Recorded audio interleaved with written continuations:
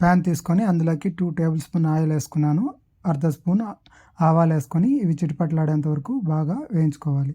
తర్వాత ఒక స్పూను ఉద్దిపప్పు, శనగపప్పు అందులోకి వేసి అవి గోల్డెన్ కలర్ వచ్చిన తర్వాత అందులోకి ఒక పెద్ద ఉల్లిగడ్డ తీసుకొని దాన్ని బాగా సన్నగా తరుక్కొని ఇలా వేసుకోవాలి. అందులోకి ఒక half table spoon salt add చేశాను. తర్వాత ఒక రెమ్మ కరివేపాకు అందులో వేసాను. వేసిన తర్వాత 4 పచ్చిమిరపకాయలు చీలికలు చేసుకొని అందులో వేసుకోవాలి. వేసి బాగా ఇలా ఫ్రై చేసుకోవాలి. ఇవి కాస్త వేగిన తర్వాత మనము హాఫ్ టేబుల్ స్పూను పసుపు యాడ్ చేశాను. వేసిన తర్వాత ఇలా బాగా కొంతసేపు కలుపుకోవాలి. అవి కలిపిన తర్వాత పెద్దగా ఆలుగడ్డలు 3 తీసుకొని అవి ఉడికించుకొని ఇలా చిదుముకోవాలి. అవి వేసిన తర్వాత మనము బాగా మిక్స్ చేసుకోవాలి.